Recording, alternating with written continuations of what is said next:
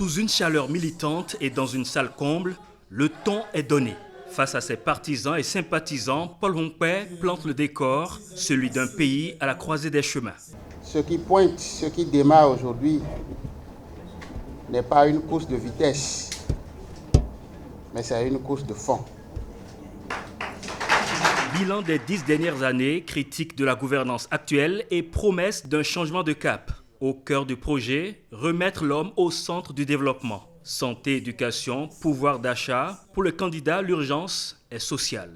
Objectif affiché, une prospérité partagée. Lorsque nous serons là, nous ferons en sorte que les enseignants soient auréolés.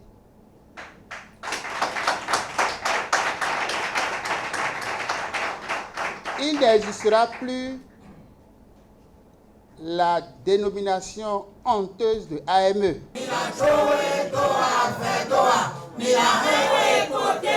Nous avons amorcé les campagnes électorales avec une chaleur, avec une puissance dynamique. Et nous avons la ferme conviction que cette puissance sera maintenue, entretenue jusqu'à la fin des campagnes pour qu'au soir du 12 avril, nous aurons la victoire pour notre candidat Paul Hongpè. Même dynamique du côté des femmes mobilisées, venues porter un message clair. Reconstruire la fierté nationale. Le peuple d'abord, le peuple debout, le peuple toujours. Et au sein du parti FCBE, il est crucial et important que cette fierté revienne en notre sein. Un projet qui se veut inclusif. Retour des exilés, fin des frustrations, participation de tous. Il y a des gens qui, du fait de leur opinion, sont dans les prisons. Évidemment, ils se proposent naturellement de ressortir tout cela. Quel que soit ce que vous voulez faire, je dis, il faut faire avec tout le monde.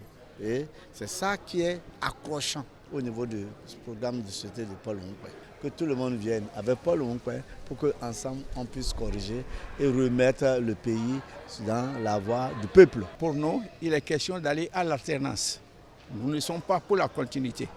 En démocratie, il n'y a pas de continuité. À quelques semaines du scrutin, le message est clair, transformer la mobilisation en vote. Le match est lancé et pour Paul Hongpè, rien n'est encore joué.